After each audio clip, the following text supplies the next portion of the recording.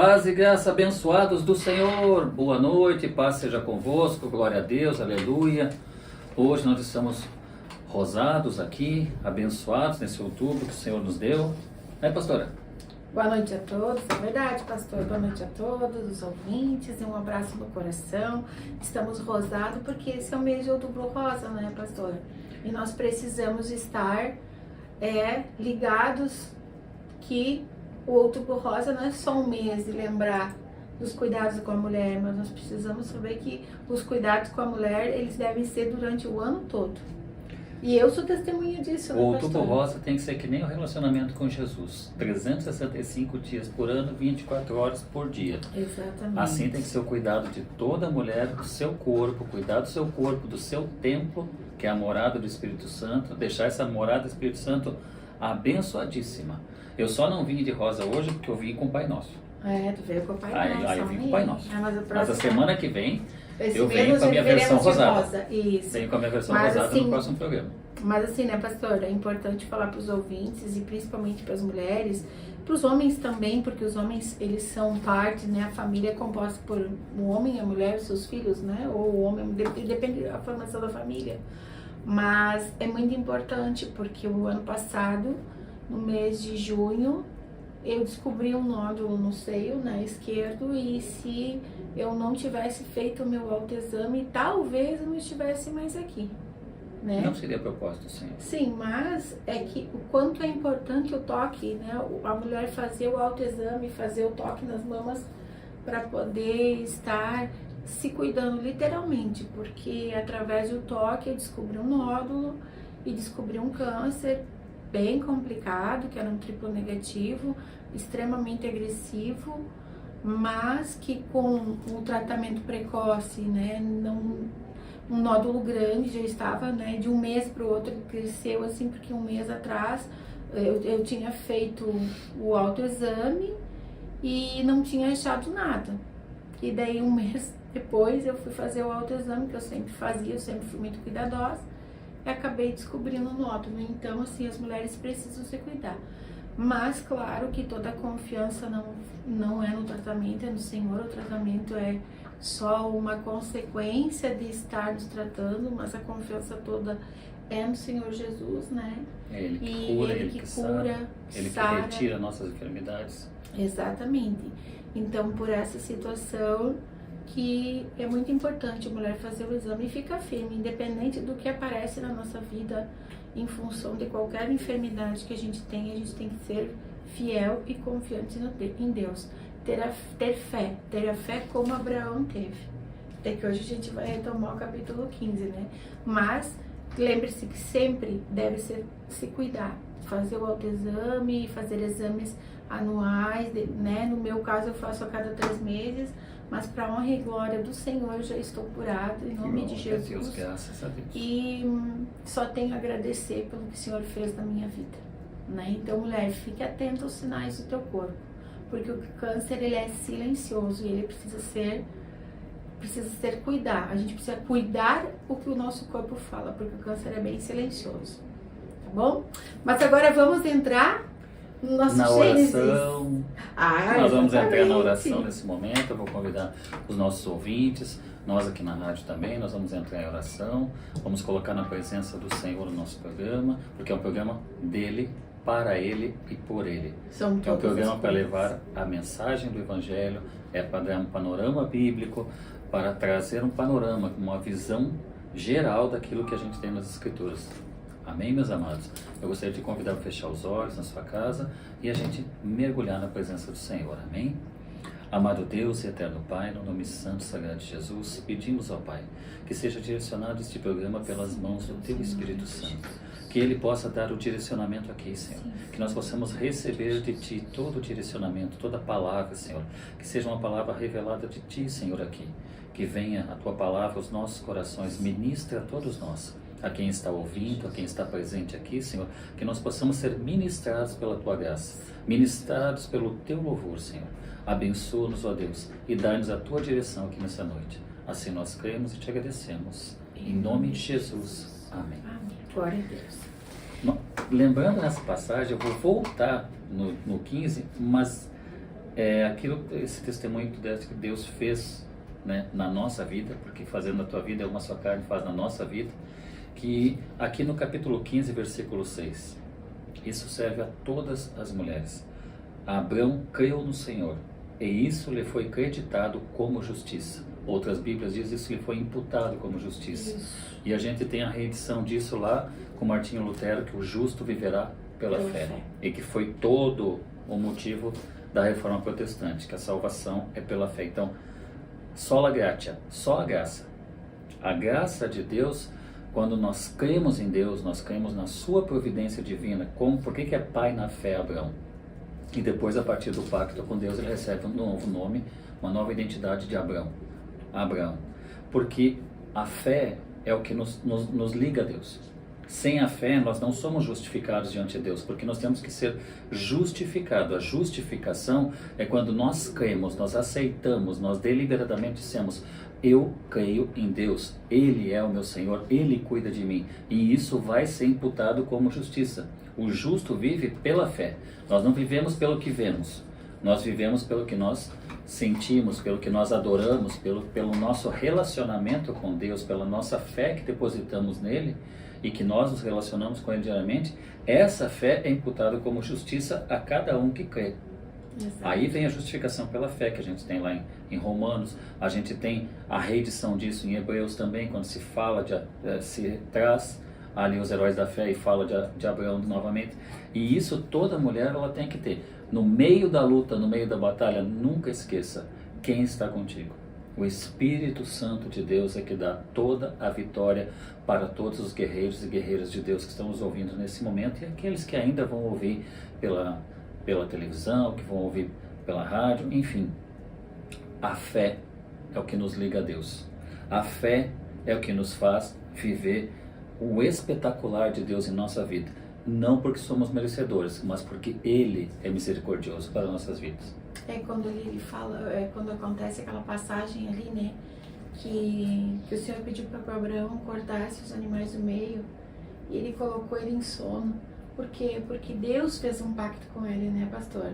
E ele disse: não, eu vou passar, eu vou pactuar contigo. Então fica aí, fica quieto, dorme, porque eu vou passar pelo meio dos animais, porque o meu pacto é contigo. Ou seja, é a mesma coisa conosco, independente da situação, o pacto de Deus conosco é firmado pela fé. Então, se nós tivermos fé e nós estivermos ligados no Senhor, todas as adversidades da vida, a gente vai conseguir passar e passar dando glória a Deus, que isso é importante. Né? Que toda luta, que toda batalha, que todo deserto, que todo vale que nós passamos na vida, porque nós passamos por vários vales e desertos, mas isso nos aproxima de Deus. E é necessário que aconteça. E é necessário, mas tem um segredo, pastor, que a gente precisa colocar. Que todo vale, que toda tribulação que tu passe com a cabeça erguida e dando glória a Deus. Tendo fé. Conta aqui na rádio esse segredo e faça o que Jesus fez. Não conte a ninguém, que daí o mundo inteiro saberá. É um segredo. Passe dando glória a Deus e louvando ao Senhor. Oração, jejum, e vai ficar bala. E muita leitura da palavra para ficar cada vez mais E justamente como tu estava falando aqui no capítulo 15, versículo 12, ao pôr do sol, Abraão foi tomado de um sono profundo. E eis que vieram sobre ele trevas densas e assustadoras. Então o Senhor falou a Abraão. Então a angústia foi da carne, mas Deus falava ao Espírito. Deus falava ao Espírito de Abraão sobre as coisas que ainda aconteceriam com a descendência dele. Então Deus estava ratificando para ele: olha, eu disse que faria de ti uma grande nação, e eu vou te dizer o que ainda vai acontecer, mas eu também vou falar que eu sou o Deus que dá o livramento, o Deus que liberta, o Deus libertador do povo da tua descendência. Então Deus faz toda essa descrição aqui, do 13 até o 16, Deus faz toda essa descrição. E ainda depois fala novamente ali no 18 ao 21, onde ele fala assim: então o Senhor falou a Abraão: sabe com toda certeza que a tua posteridade será peregrina em terra alheia, e será reduzida à escravidão, e será afligida por 400 anos. Aqui estava falando o período pós-José no Egito. Na realidade ele fala duas vezes, né, pastor? Ele fala duas vezes com Deus. Deus fala duas vezes com Abraão. A primeira onde ele teria uma descendência, aí ele vem ratificar uma segunda vez, para dizer, não, eu estou firme no primeiro propósito e além disso eu te digo mais. Vai acontecer tudo isso dentro dos 400 anos. Vou revelar o que vai acontecer, mas vou revelar que eu não deixarei de ser o Deus deles. Isso, só permanecer que a aliança que tenho contigo e que disse que... Por isso que a gente fala que Deus é um Deus... quando o pessoal não entende às vezes, que os judeus, principalmente, eles falam ali, Deus de Abraão, de Isaac, de Jacó, né? Isso quer dizer, é um Deus de gerações. Geracional. A aliança que ele tem com aquela família, essa aliança vai à posteridade. Deus é um Deus de alianças. A gente já falou isso também semana passada e falou algumas outras vezes que o livro das origens, a gente coloca a Gênesis como livro das origens, mas ele pode ser o livro das alianças, o livro dos pactos. A gente tem a aliança de Deus, alianças que estão aí com a humanidade, alianças que foram feitas com indivíduos especificamente, alianças que foram feitas com o povo judeu e alianças que servem à humanidade, à posteridade, como essa, a posteridade aqui de Abraão. Amém. Aí, só para fazer essa leitura bíblica, para concluir aqui, antes da gente adentrar no 16 aqui, vai ficar bem didático. Tá bom. Então, novamente o 13. Então o Senhor falou a Abraão, sabe com toda certeza que a tua posteridade será peregrina em terra alheia, e será reduzida à escravidão, e será afligida por 400 anos. Aqui a gente já tem a visão, a fala que Deus deu a ele sobre o que aconteceria posteriormente, pós-José no Egito, que eles viriam ser escravos, aquela, né? Os anos de escravidão. Que vai mais aí, à frente nos próximos Deus não anos. fala que levantaria Moisés, mas Deus fala, contudo, eu julgarei e castigarei a nação que a fizer sujeitar-se à escravidão. Então, aqui já está falando de pragas, já está falando que o Egito seria castigado. Aquela nação que se tornasse escravos, ela pagaria um preço. Na realidade, ele já está falando aqui, além de reis, né, pastor? Porque ele já está contemplando os outros livros, o Êxodo, o Levítico, todos os outros livros estão sendo falado aqui em Gênesis para Abraão. E a gente vai estudar eles depois e a gente vai ver que toda essa fala que Deus fez aqui, que ele apareceu, que ele falou com Abraão, ele já está contemplando quase todos os livros da Bíblia. Sim, mas aqui, retornando ao 14, ele especificamente ao 14, ele diz assim, contudo, eu julgarei e castigarei a nação que fizer sujeitar-se à escravidão. E depois de muitas aflições, teus descendentes sairão livres, levando muitas riquezas. Então aqui está falando do Êxodo. Sim. Aqui está falando saída do Egito, e aí já está entrando o Êxodo. Aí, como tu falaste aqui, tu, porém, gozarás de uma velhice abençoada, morrerás em paz, serás sepultado e irás reunir-te com os teus pais no mundo dos mortos. Depois de 4 gerações, teus descendentes retornarão para estas terras, porquanto não expulsarei os amorreus até que eles se tornem tão malignos que mereçam ser severamente castigados. Então, aqui já vai começando a representatividade dos outros livros que tu falaste ali. Aí vai começando a falar da representatividade dos problemas que eles teriam mais tarde, que Saul teve com os amorreus, dos problemas que teve Davi, os problemas de Salomão, depois vem Roboão, e todos os outros reis acabaram tendo... Antes desse período, os juízes, que encerrou ali com o Samuel, que teve a nossa Débora como juíza também, né? E aí vem aqui no 17, com a chegada da noite veio a escuridão. De repente surgiu um braseiro que soltava fumaça, e uma tocha de fogo. E o braseiro e a tocha passaram pelo meio dos animais divididos, aqueles aos quais ele tinha feito conforme o Senhor determinara para ele. É o sacrifício. Naquele mesmo momento fez o Senhor a seguinte aliança com Abrão. Aos teus descendentes dei esta terra, desde o ribeiro do Egito até o grande rio Eufrates, a terra dos queneus, dos quenezeus, dos cadmoneus, dos hititas, dos ferezeus, dos refaíns, dos amorreus, dos cananeus, dos girgaceus e dos jebuseus. Então aqui está falando, mais uma vez, Deus está ratificando, ou seja, está falando novamente sobre a posteridade, sobre o que ia acontecer e o quanto Deus estaria presente, que era para ele ficar tranquilo. Mas estava dizendo, existe uma posteridade, você vai receber o seu filho. Exatamente. Então não havia condição de o inimigo trabalhar na mente dele que ele entendesse que ele não ia ter posteridade, né? Uma pena que a Sara não tinha essa inteireza de coração também. Mas também, né, pastor, a gente faz a leitura do 16 e depois a gente vai fazer as comentários. Não, faz referência. Não, porque assim, ó, o Abraão também duvidou. Se ele não tivesse duvidado, ele não tinha aceito Agar. Exatamente, por isso que eu pedi para tu fazer a leitura para a gente poder fazer os comentários. Mas ele também não ficou firme na promessa. Porque daí eu vou citar Tiago. Calma, vai lá, faz a Tiago leitura. fala aí. que A gente não existe uma ninguém fica grávido num dia e no outro dia dá luz. Exatamente. Existe uma gravidez do pecado. Então, peraí. Aí Sarai chega para ele e fala que ia dar escrava. Lê a palavra Mas ele para a gente esqueceu poder que tinha Deus tinha falado comentar, com ele. para contextualizar. Amém, amém. Vamos acompanhando. Capítulo 16, versículo 1. Pega a Bíblia aí, acompanhe. É que a gente começa Só a falar e começa a pastor, lembrar, antes, né? eu queria mandar um abraço para todas as pessoas que estão ligadinhas conosco. Amém. Floripa, minha linda, maravilhosa Ana Paula. Deus abençoe, doutora. Porto Deus abençoe a Alegre, esposa nós também abençoada. estamos. Joinville, Curitiba. As pessoas que estão conosco participando do programa. Seu né? Dedé, Capitão Ivan. Nossa amiga Soraya, nossa amiga Ana Paula, minha doutora do Coronel coração. Genor. Né? E todo mundo que está E conosco. todos os nossos abençoados também. Até a Soraya E- tá brincando aqui comigo, mandando tu ler a Bíblia. Mas é assim, né, Sô? Tu sabe que é assim, Ai, né? Vamos Mas não contextualizar. esquece de mencionar que nós ganhamos um regalo hoje. Ai, Nós hoje a ganhamos gente um tá bem presente feliz. abençoado. É, a gente tá bem feliz. A Camila, nossa companheira aqui da rádio, me deu um regalo pra mim, Puerto. Umas geleias francesas, né? Que Deus abençoe eu amei. grandemente. Muito obrigada, obrigado. tá, Que meu Deus amor? abençoe grandemente. Então vamos lá, papai. A nossa amiga também, que é Carla, da Tenda, um abraço no coração, um beijão, tá? Paz, Deus abençoe. Vamos lá, então. Capítulo 16, versículo 1 diz assim, acompanhe na Bíblia aí. A mulher de Abrão, Sarai, não lhe dera filho, mas tinha uma serva egípcia, chamada Agar.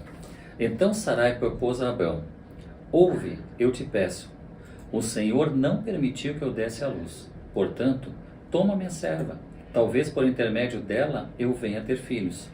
E Abrão atendeu à sugestão de Sarai. E assim, depois de 10 anos em que Abrão habitava na terra de Canaã, sua esposa Sarai tomou Agar, a egípcia, e a entregou como mulher a seu marido Abrão. Este teve relações sexuais com ela, e ela ficou grávida. Quando Agar se viu grávida, começou a olhar para sua senhora com arrogância e desprezo. Então, Sarai queixou-se a Abrão. Tu és responsável pela injúria que me está sendo feita. Coloquei minha serva entre teus braços, e desde que se viu grávida, ela começou a tratar-me com desprezo. Que o Senhor faça cair sobre ti a afronta que veio sofrendo. Mas Abrão ponderou, pois bem, tua serva está nas tuas mãos. Faze-lhe como melhor te parecer. A partir deste momento, Sarai passou a maltratar sua serva de tal maneira que Agar fugiu. Vamos tratar da fuga da Agar depois? Vamos parar ler. por aqui um pouquinho? Eu acho que tu poderia ler tudo. É porque tem alguma coisinha aqui Tá. que a gente precisa comentar. Então tá bom. Tu parou em qual versículo? Eu parei aqui e eu ia começar o 6. Contudo, a 7. Certo, então eu vou marcar pra ti. Pra gente não se perder depois. Então tá. O que que tu queres comentar, pastor? Eu ia comentar por enquanto assim, ó. Primeiro, aconteceu quase a mesma coisa ali que aconteceu lá no Éden.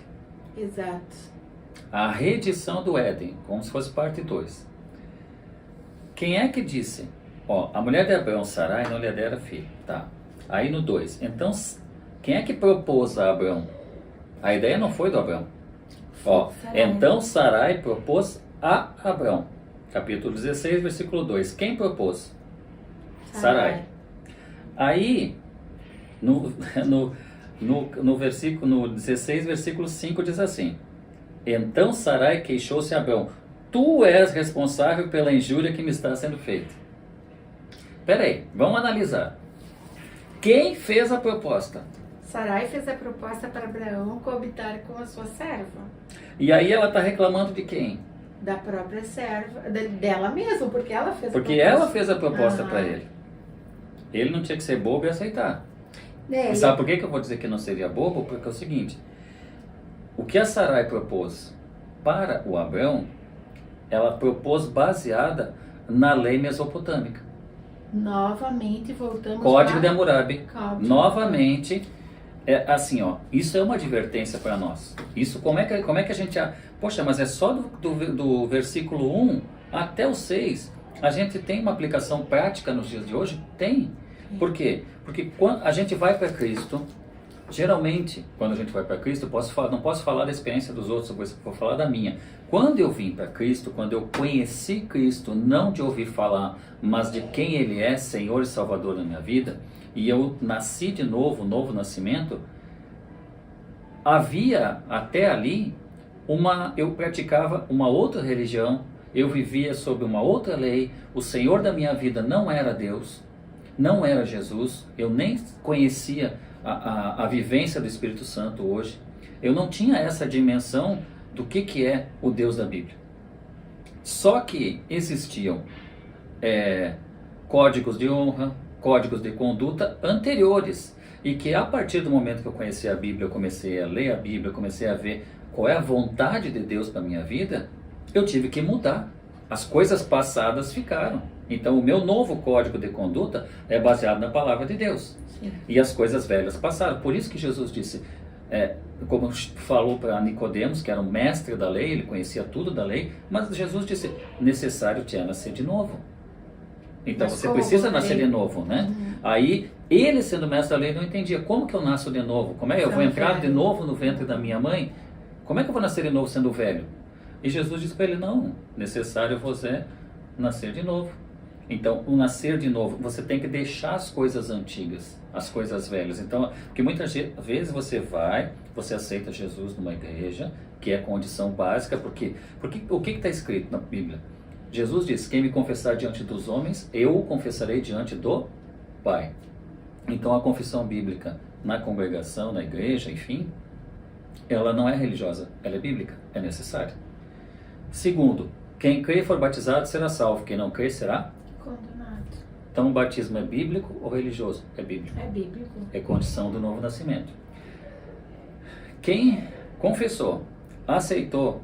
Só um pouquinho, pastor, mas confessar é necessário que seja confessado diante da igreja, né? Não, diante da igreja. Isso, você não pode falar, eu aceito Jesus dentro do teu quarto fechadinho. Não, é necessário que seja feita essa confissão. Não, é que nem eu li agora, é bíblico. É bíblico. Jesus disse, quem me confessar diante dos homens, eu o confessarei diante do Pai. É bom que a gente comente, porque escutar esse versículo, né?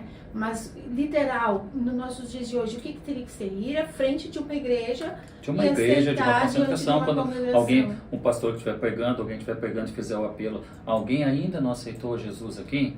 Aí você levanta a mão, como eu fiz, como tu fez, como todos nós fizemos, como fazer. Eu ainda não aceitei porque assim, dizer que Ele é Senhor e Salvador, quer dizer o quê? Quem manda em mim? Ele. Mas isso é importante por quê? Porque isso tem reflexo no mundo espiritual, para que o inferno inteiro saiba, eu pertenço a alguém superior a vocês. Vocês não têm poder sobre a minha vida. No momento que tu a partir de agora, quem manda aqui é Ele. Meu Senhor é Ele. No momento que você levanta a mão e diz, eu aceito Jesus, nesse momento o mundo espiritual já sabe que ali já não pode, aquela alma já não pertence mais a eles. Os demônios olham para a cara do outro assim, já era. Já era, perdemos mais um. Só que eles vão fazer de tudo para que esse momento não chegue. Exato. Mas voltando aqui à aplicação prática. Aí o que eu aplico aqui? Sarai, ela estava querendo aplicar um princípio. Ela já existia sobre a vida deles uma palavra de Deus, uma palavra do Deus único que falava com o marido dela. Uma palavra do Deus único e verdadeiro. O verdadeiro eu sou, o único e verdadeiro Deus. Falava com o marido dela, mostrava que era com a vida deles, ela via a prosperidade e via o quanto Deus era com eles, mas ela quis aplicar, mesmo sabendo da promessa, ela quis aplicar um princípio mesopotâmico, caldeu. Ela quis usar uma lei fora daquele relacionamento que o marido e que ela estava tendo com Deus. Ela pegou a promessa que existia e disse, essa promessa está demorando muito, vamos fazer o seguinte, eu vou emprestar minha serva. Isso era lícito? Era dentro da religião mesopotâmica. Isso, e sabe como mas não se era chamava? Um princípio para ser aplicado ali. E sabe como se chamava? Maternidade por subrogação. Ela já estava lá no Código da Hammurabi, onde você tinha servas, a senhora tinha suas servas, ela poderia emprestar ou torná-las concubina do seu esposo para que elas gerassem filhos e os filhos delas fossem do casal. Então essa maternidade de subrogação já existia e não era errado. né? Dentro do que eles viviam naqueles costumes. E a edição moderna disso são as barrigas de aluguel. Exatamente, as barrigas de aluguel. Mas assim, sabe... Mas que vem lá do Código de Hammurabi. De lá de trás. Então, assim, nada se cria, tudo que se copia, né? Então, mais uma coisa. Também quero mandar um beijo bem apertadinho pro pessoal lá de Santiago, minha família que está comigo. Que bênção, beijo no coração, Deus abençoe. Não posso deixar de citar. Papai, mas olha só, papai, desculpa não, pastor, porque pai é pastor, a gente chama de tudo. Glória a olha Deus. Só.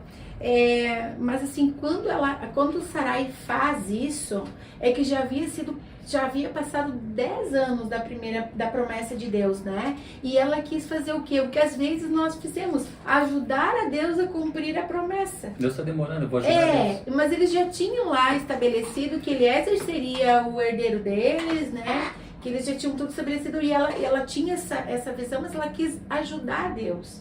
Ela quis entregando Agar para Abraão, ela quis o quê? Eu vou ajudar Deus a cumprir a promessa. Só que ela não esperou como deveria esperar.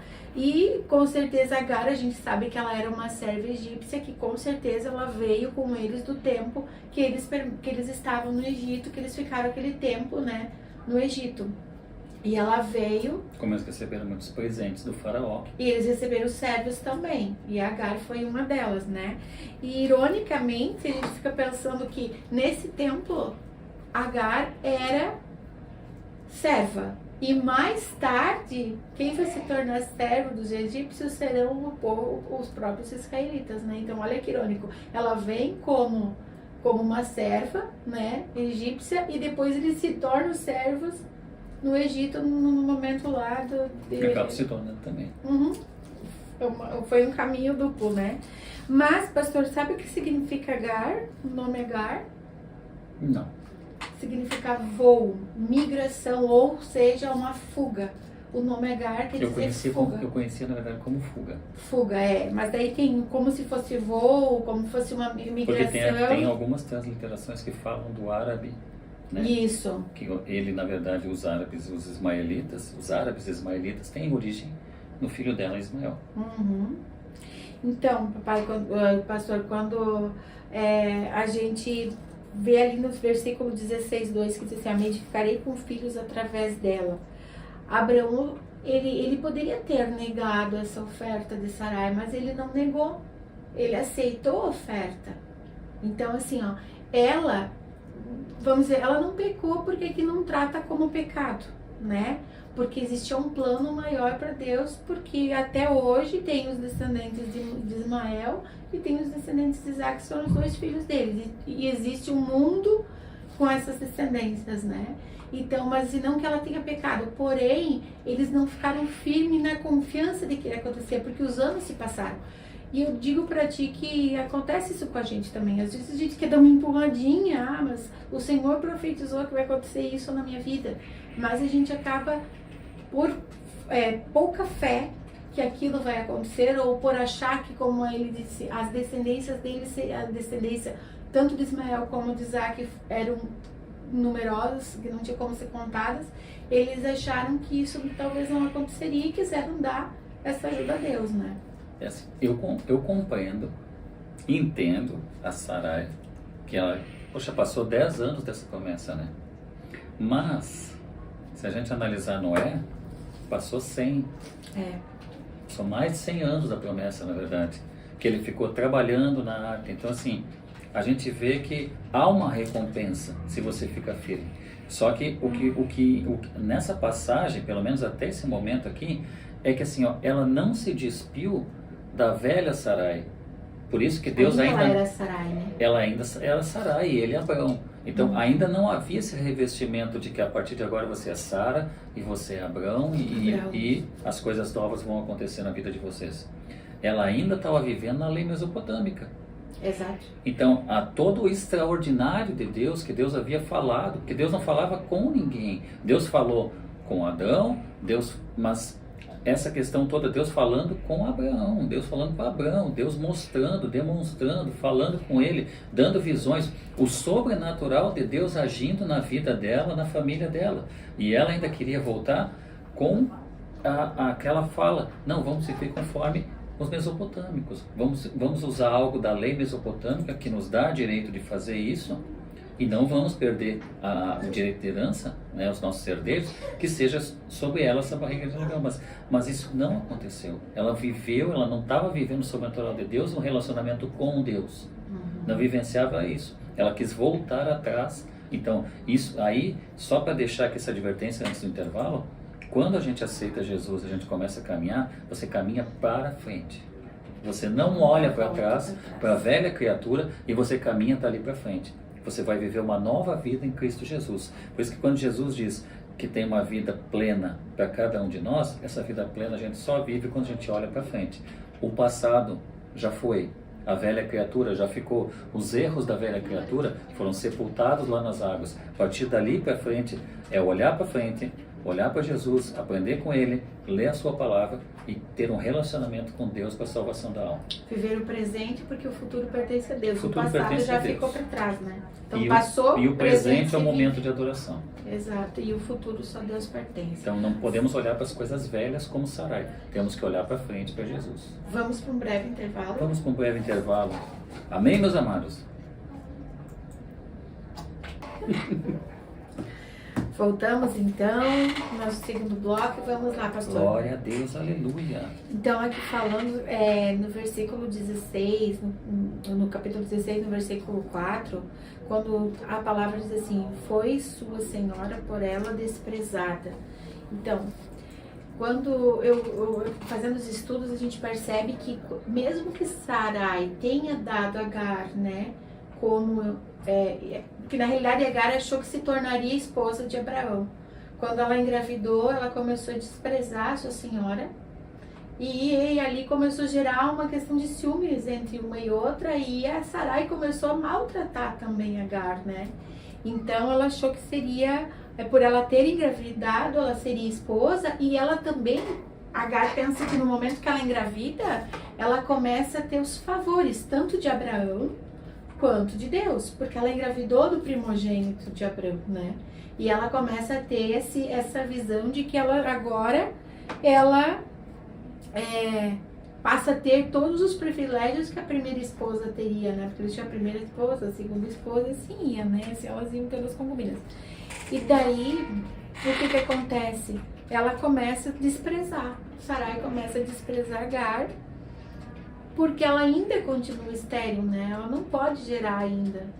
Ela ainda não entendeu compreendeu literalmente o que Deus falou, né? Que dela sairia. Ela ainda não entendeu. Por isso que ela entregou Agar, né?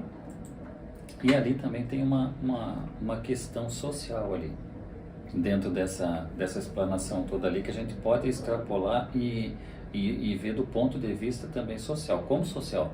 Porque, sim, Agar era egípcia. Sim. Então ela nasceu, ela criou dentro de uma sociedade, da sociedade egípcia. E como ela foi uma das servas, possivelmente, né, dada pelo faraó, então ela deve ter crescido na corte. Só que as leis, o Código de Hammurabi, ele é específico para os mesopotâmicos. Mas a realidade, Agar, ela era filha de um governador, né? E daí, pelas questões dele, ela foi entregue como serva, né? Sim. Mas a explanação é assim: ela veio de uma sociedade egípcia, Agar. Sim. Então talvez a compreensão dela dos direitos e dos direitos que ela teria enquanto genitora de um filho do seu senhor não seria os mesmos direitos do Código de Hammurabi e que a Mesopotâmia utilizava. É como se a gente, fazendo uma analogia nos dias de hoje, você vem alguém da Europa para cá, eles vivem lá sob regras e sob leis na sociedade europeia, mas talvez ele tenha uma dificuldade para se adaptar dentro das leis nossas latinas aqui, Exato. Dentro do Brasil. Então, a mesma coisa aconteceu, o quê? Vem Agar, a egípcia, né? E ela tem dentro da sociedade egípcia o seu conjunto de regras, de leis ali que ela tinha que obedecer. Talvez ela imaginasse que na cabeça dela, ao mesmo tempo, eu sou progenitora do filho do meu senhor, então automaticamente eu tenho os mesmos direitos do que a esposa. Talvez ela não entendesse que era uma barriga de aluguel, né, trazendo para os dias atuais, que era só uma barriga de aluguel. Seria uma não havia uma autoridade outorgada ou dada a ela por estar gerando um filho do seu senhor. Ela em si não teria autoridade sobre a esposa. Só o filho seria o herdeiro, mas ela não é que seria totalmente dispensável, mas ela não teria autoridade como a esposa. Não seria recebida como uma esposa, nem em igualdade de poderes dentro do núcleo familiar. Porque ela vinha de uma sociedade egípcia, lá era um conjunto de regras. Na sociedade mesopotâmica era outra. Exato. Então, ali havia também a questão, e isso acontece muitas vezes quando a gente se tem, é difícil no país continental como nós, aqui no Brasil, que você tem um conjunto de regras que são grandes para todas as partes, mas quando existem muitas sociedades que entram em contato, as regras, as leis são diferentes, esses problemas podem ocorrer. Então, claro, do ponto de vista antropológico, eu não estou acrescentando nada ao texto sagrado, mas só fazendo uma análise. Daí o que acontece? Sarai fica, né, maltratando Agar, e Agar resolve que vai voltar para o Egito. Então ela pega e foge. Grávida, foge. E de mais tarde o apóstolo Paulo usa, sabia que Agar e Sarai como exemplo das duas maiores religiões, seres humanos, que daí ele entra lá, eu estava falando, até eu fiz essa anotação, ele coloca Isaac como aquela que ele compara as duas como a descendência de Ismael é aquela que ensina a justificação pela lei. O apóstolo Paulo fala lá em Gálatas. Até deixei aqui pra gente ler. Pastor, tu lê depois aqui, ó, pra mim. Na verdade, o apóstolo Paulo fala lá sobre os dois concertos. A velha aliança e a nova aliança. Sim, ou Agar seja... representa uma e Sara representa outra. Então... Ismael representa os árabes, né, que seria ensina através da justificação dele se dá através da lei, e ele coloca que Isaac é aquela que ensina a justificação através do evangelho, ou seja, então um pela lei graça. E outro pela graça, ou seja, um por Cristo e outro pela lei, né? Tá lá em Gálatas 4, até eu deixei aqui separadinho, ó. Diz assim, ó, Gálatas 4, no 22, porque está escrito que Abraão teve 2 filhos, uma escrava, um da escrava e outro da livre. O que filho da escrava nasceu de modo natural, mas o que era da livre, mediante uma promessa. Então, lá no Novo Testamento, em Gálatas, vai confirmar o que aconteceu aqui. Um nasce pela filha da escrava, que não se torna um povo livre, e a outra nasce da mulher livre e se torna uma grande nação. Por isso que a palavra é linda, maravilhosa. E ele vem de uma promessa, né? Um vem de uma situação e o outro vem de outra, para a gente poder fazer o parâmetro. E daí, o que acontece? O que significa Ismael, pastor? Sabe o que significa o nome Ismael? Mas viu? Eu sempre vou procurar os nomes, né? Ele é de hebraico, né? Vem do hebraico e significa Deus ouve. O nome Ismael significa Deus ouve, porque apesar de toda essa situação, Deus escutou Agar, Deus escutou Ismael e Deus dele fez 12 tribos, né? Ismael, 12 tribos e depois o menino teria morrido. Exato. Ismael, 12 tribos, Isaac, que a gente não entrou no Isaac ainda, mas também 12 tribos, os dois com 12 tribos, né? E daí ali no 16:5, o pastor quando fala assim, ó, seja sobre ti a afronta que me faz a mim. O que Sarai fez? Ela foi tão ingênua porque assim, ela quis dizer assim, a afronta que Abraão fez para ela seria julgado entre ela, Deus julgaria entre ela e ele, mas na realidade ela ofereceu Agar. Então ela quer dizer que ele fez uma afronta, porque devido à situação que ocorreu, que Agar fugiu e que começava a ter o sentimento de ciúmes entre elas mesmo, porque é o que a gente consegue fazer leitura aqui, o que acontece? Ela acaba colocando que o Abraão contribuiu para que isso acontecesse, porque ele também poderia ter negado ela, né? E ele não negou, ele aceitou a proposta de Sarai. Porém, ela ficou motivada para fazer essa reclamação, porque dizer que Deus julgasse entre ela e Abraão o que seria melhor. A gente fica pensando, é engraçado de ver, né? Não, é a palavra de Deus ela é tremenda, é linda, ela não se esgota. E todo dia ela traz um sentido novo nas nossas vidas. Só que mesmo ela tendo fugido, Agar, quando fala ali no 16:6, assim, prossegue segundo o que lhe parecer melhor, quando Deus coloca ali, né? Na leitura bíblica aparece isso. O Abraão foi prudente, porque mesmo ela estando grávida, Agar, E Sarai, ainda estando estéril, ele não trocou a esposa, ele permaneceu com a esposa dele. Ele permaneceu com a esposa mesmo sem o filho. Por quê? Ele entendia que dela geraria uma Ele nova... sabia, ele tinha certeza do que ia acontecer. Sim, então ele preferiu ficar com Sarai e não ficar com Agar, mesmo que ela estivesse grávida, né?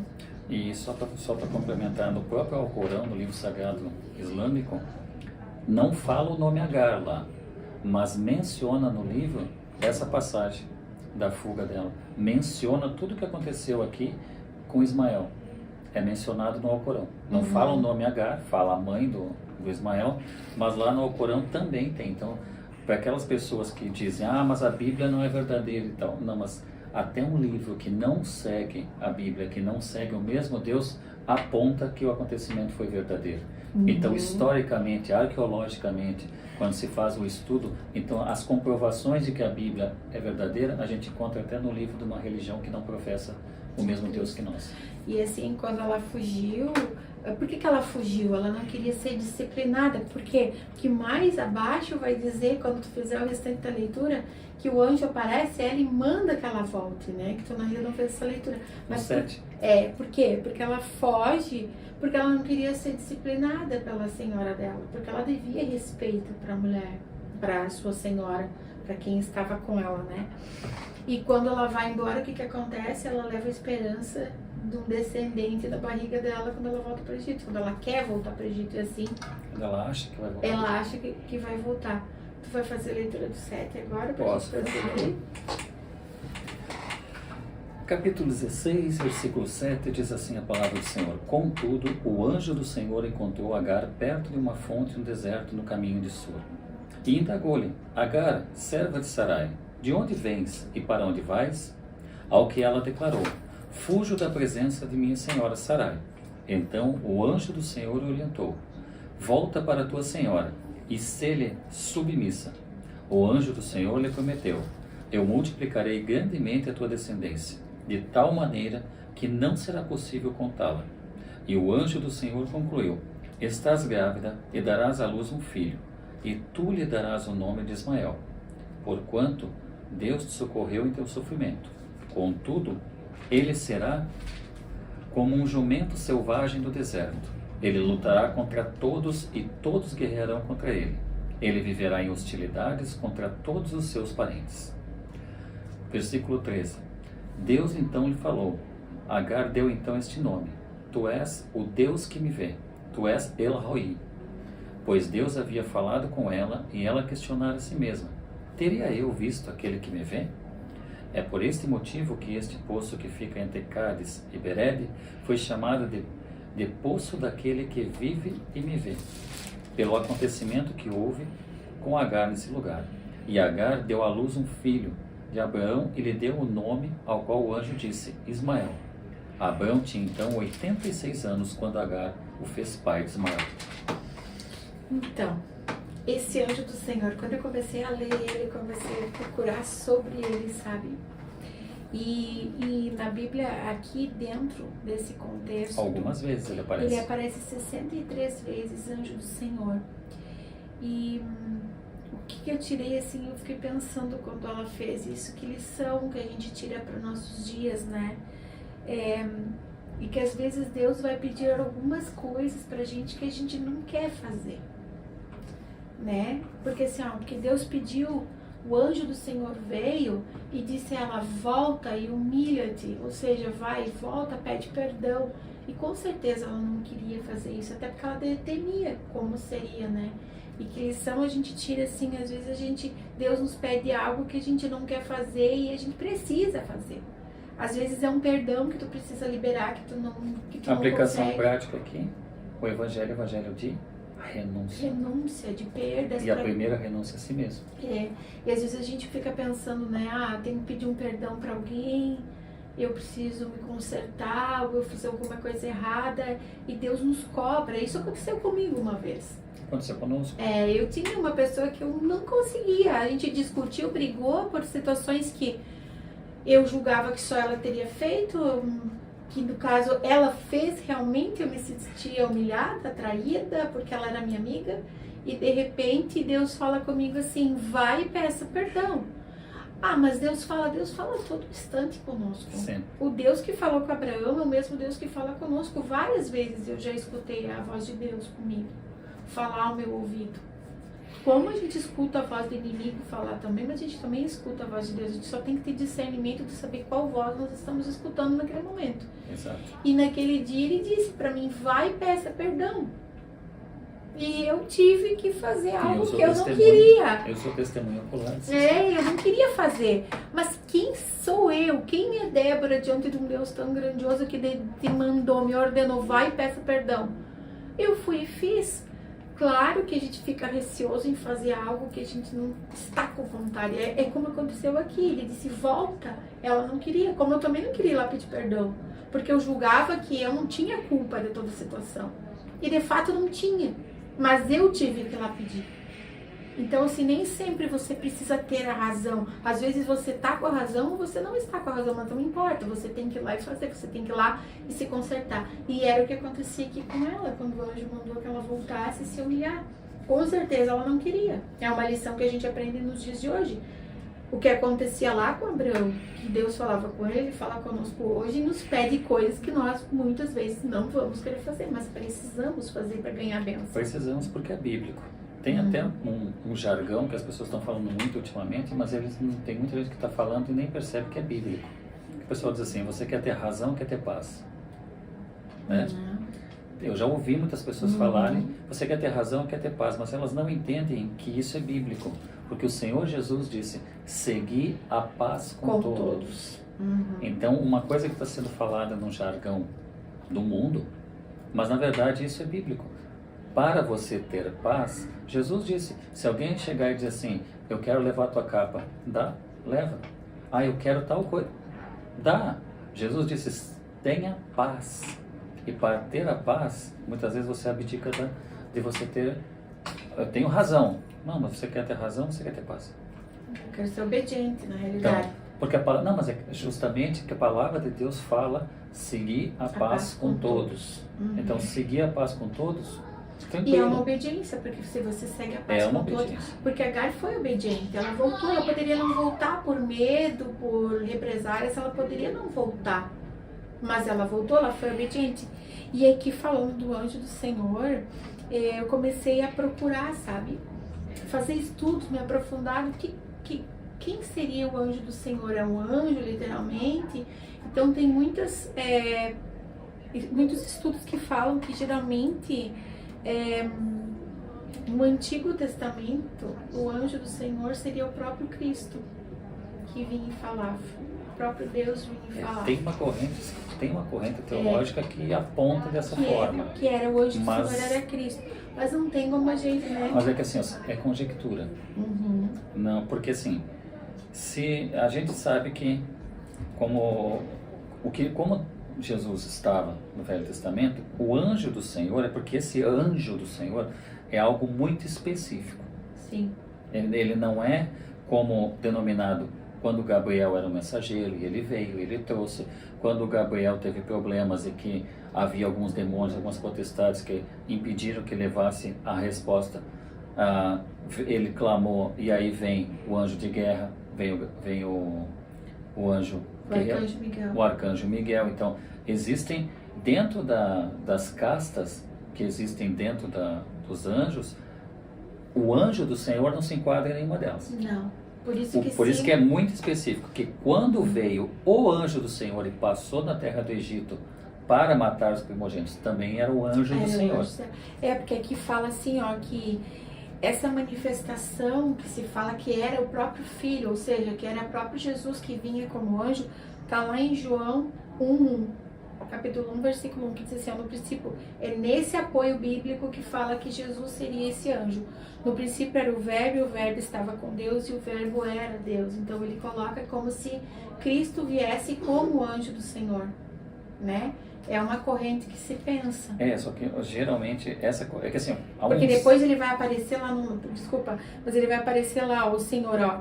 Mas em muitos cenários do Antigo Testamento o anjo do Senhor e o Senhor são usados alternadamente. Ou seja, em Gênesis 16 ele vai falar que fala do anjo do Senhor. Vai falar lá no 21, em Gênesis 21 também fala do anjo do Senhor de novo. Lá em Êxodo, quando vem a sarça ardente, o anjo do Senhor. Então tem várias menções. É que assim, o anjo do Senhor seria a voz do próprio Deus. A voz do próprio Deus, exatamente. Tem uma outra corrente teológica que coloca, há uns 15 anos atrás, quando eu fiz o estudo do anjo do Senhor,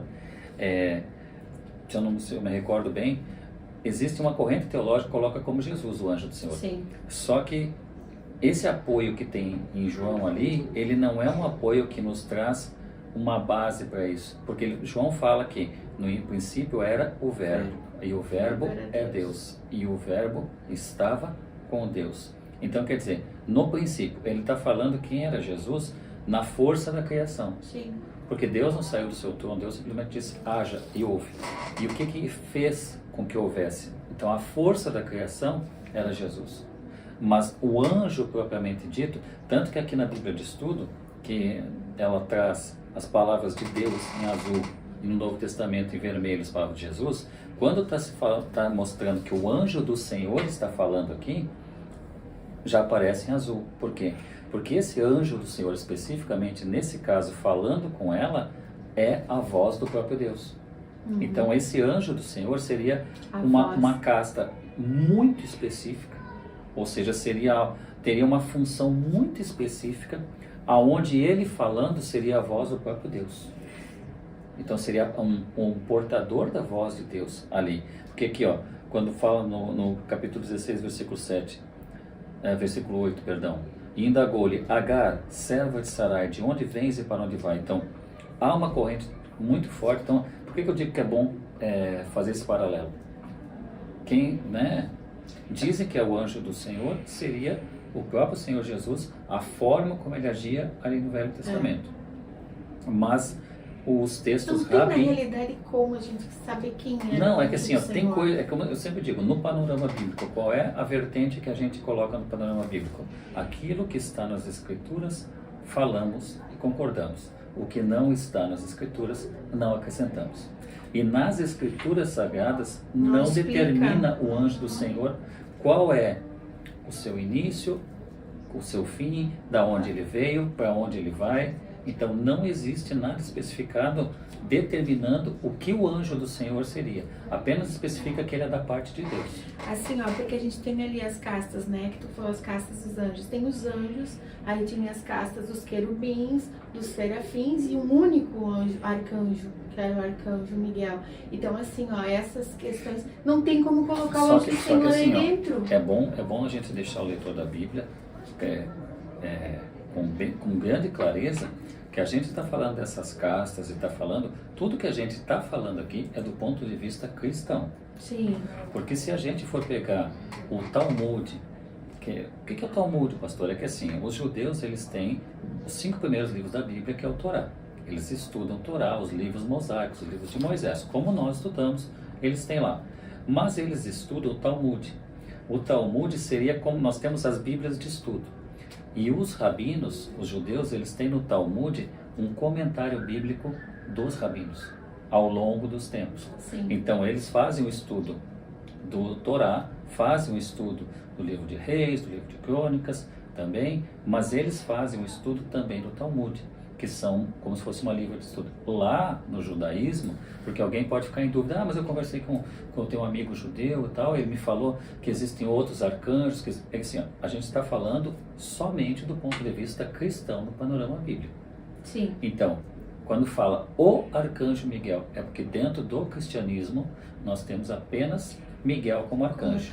Os judeus têm outra crença. Eles têm outros arcanjos e outras crenças que estão lá registrados no Talmud e que eles seguem de uma forma diferente de nós. Mas nós vivemos o panorama bíblico dentro do cristianismo. Precisa falar isso porque existem... É que eu me preocupo que tem muitas informações na internet falando sobre anjos e coisas.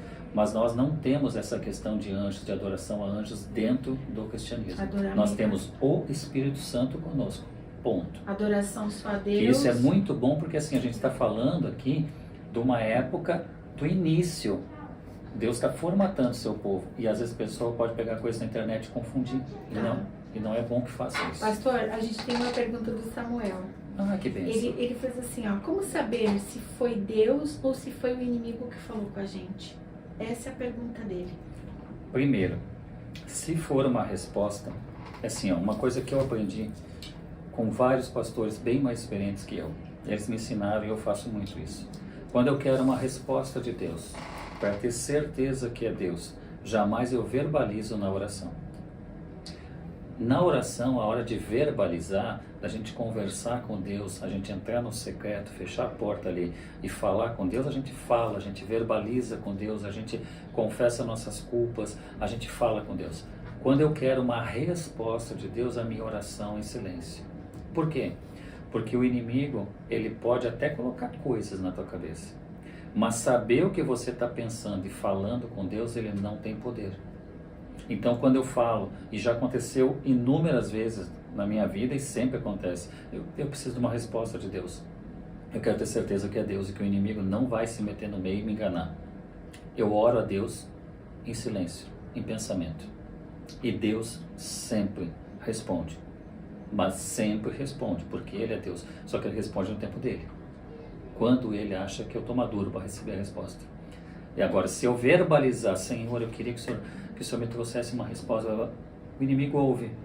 E ele pode sim se meter para que você tenha uma resposta errada, uma resposta viciada, algo que te tire daquilo que Deus tem preparado. Porque o diabo não pode, com o que Deus planejou para ti, mas ele pode trabalhar na pessoa para te desviar do caminho de Deus.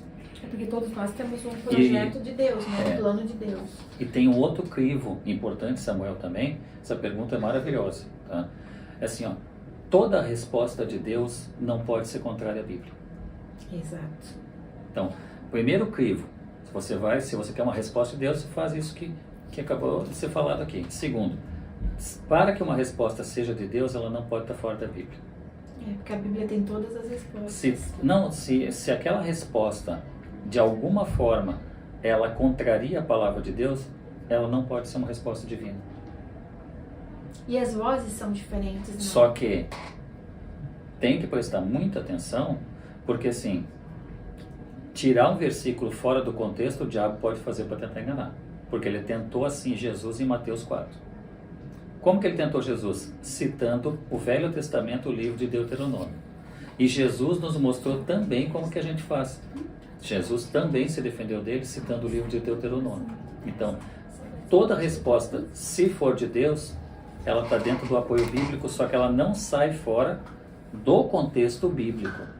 Porque Satanás pode citar um versículo isoladamente e tentar nos enganar. Agora, ele não pode pegar aquele contexto bíblico, aquilo que Deus deixou escrito, e tentar mudar, porque está escrito no texto sagrado. Então, toda resposta, se for de Deus, está de acordo com o livro sagrado. Se não estiver de acordo com a palavra, automaticamente não é uma resposta de Deus. É algo que a gente sempre fala para os nossos filhos e a gente aplica para a nossa vida, por isso que nós falamos aos filhos, né? Eu sempre digo a eles, essa situação que você está vivendo, se você olhar à luz da palavra, à luz de Deus, Deus aprovaria? Se sim, ok. Se tu disser não, a resposta é não, não, Deus não se agradaria disso, então não é de Deus. E as vozes são da mesma forma. E a voz do inimigo, ela é uma voz diferente. Porque quando a gente está na presença de Deus e quem já conhece é Cristo, como nós todos conhecemos, a gente sabe que quando Deus fala, Ele fala na tua mente e testifica no teu coração. É diferente. E quando é uma voz do inimigo, e essa voz de Deus, ela te traz paz, ela te traz tranquilidade, ela te traz um envolvimento com o que é sagrado, com o que é santo. Agora, a voz do inimigo, ela te deixa com angústia, com dúvida, com perturbação. Então, a gente consegue discernir quando é a voz do inimigo e quando é a voz de Deus, porque Deus sempre vai trazer o melhor, ou seja, sempre vai trazer a paz. E o inimigo não, ele te deixa na confusão, na dúvida, naquela impaciência. E daí tu acaba sabendo que não é a voz de Deus. Assim que eu aprendi, assim que eu consigo ver quando Deus fala comigo ou quando o inimigo fala. Porque o inimigo também fala com a gente. E fala muito.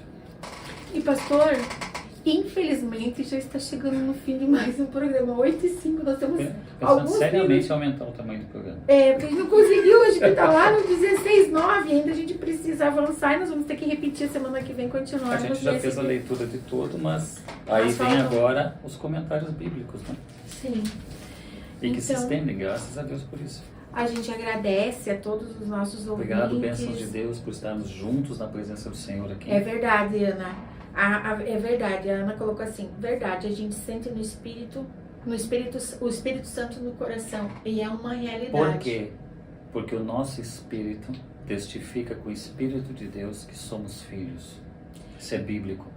Então, não tem como uma voz maligna preencher o nosso coração porque não somos dele.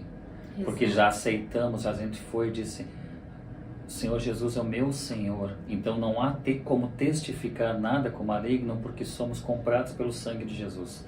Então a testificação do nosso espírito com o Espírito de Deus só ocorre. Por isso nós temos que ter orgulho de dizer assim, somos filhos de Deus. Nós fomos adotados pelo precioso sangue de Jesus lá na cruz, lavados e remidos no precioso sangue. E temos a adoção de filhos. Por isso que a gente precisa aceitar Jesus, né, pastor? Porque se nós não aceitarmos Jesus, ainda somos criatura, né? Se nós não nascermos de novo na água e no Espírito, nós não somos filhos ainda. Então nós precisamos nascer de novo, aceitar Jesus, nascer de novo para sermos filhos e levarmos a adoção, né? Senão... É que tem aceitar a Cristo, nascer das águas e do Espírito, um Espírito renovado na palavra do Senhor, e automaticamente, sem santificação, ninguém verá o Senhor. Muitas vezes a gente sempre fala isso nas pregações, sempre fala isso ao vivo e a cores, e está falando aqui pelas ondas do rádio e também pela internet. Se você não cuidar da sua salvação com a santificação, você já foi salvo, sim, mas a partir dali você tem que nascer do Espírito. Você tem que buscar a santificação. A santificação é a obediência à palavra de Deus, é viver com a palavra sempre no coração. Se você não buscar a santificação, você não vai ver a Deus. Porque pode acontecer que o pecado, ele tome conta de você. E se ele tomar conta de você, você vai ter que fazer um caminho muito longo para voltar e se limpar na presença do Senhor. Porque o pecado, ele tem um cheiro totalmente desagradável a Deus. Deus abomina o pecado. Ele ama o pecador, mas ele abomina o pecado existente. Amém. Então vamos fazer a oração, porque tem 2 minutinhos só, logo nós vamos expirar. Já está ansiosa para orar, pastora? Estamos ansiosos. E testifique que Deus tem trabalhado na oração. Por isso que eu faço questão. É que assim, eu preciso dar esse testemunho rapidinho. Vários dias que nós temos feito as orações aqui, que eu tenho feito, Deus tem me mostrado uma pessoa que está escutando o programa e que ela está bem amargurada, a vida dela não está fácil, e através do programa Deus tem edificado a vida dela, assim, não através de nós, mas através de Cristo, porque nós não somos nada, mas através do programa e falar de Cristo, Deus tem trabalhado na vida dela, alcançado o coração dela, e em uma situação bem difícil Deus me mostra na vida dela. Ela chorando, sentada num sofá, buscando a Deus. Então, se você está escutando, Deus tem me mostrado a tua agonia, a tua tristeza, e Deus tem me falado que tem trabalhado no teu coração. Então, eu preciso falar isso, por isso que eu vou fazer oração para nós encerrarmos. Então, eu queria agradecer a presença de todos, né, que todos estão aqui conosco, ligadinhos, trabalhando, perguntando. Beijo no coração de todos. E a gente fica muito feliz por isso. Então, vamos orar, pastor. Por favor. Senhor, nosso Deus e nosso Pai, nós te agradecemos por mais esse momento diante de Ti, uma hora abençoada na Tua presença. E assim eu te peço, Senhor, abençoa cada um que está aqui conosco, os nossos ouvintes, Senhor, as nossas vidas, nós aqui na rádio, nos abençoa, Senhor, e nos dá o discernimento para ensinarmos a Tua palavra conforme a Tua verdade, Senhor. Não nos deixe desviar nem para a direita nem para a esquerda, mas que o nosso caminho seja reto e seja reto em Ti, Senhor. Em nome de Jesus, abençoa cada ouvinte e trabalha, Senhor, na vida, na família de cada um. Abençoa, guarda, cuida e santifica a vida de todos, Pai, porque para que possamos estar junto contigo no dia que o Senhor vai nos buscar. Assim nós já te agradecemos e pedimos, fica conosco. Em nome de Jesus. Uma boa noite a todos. Amém. Um beijo no Glória coração. Beijo no coração. Deus abençoe a todos em nome de Jesus.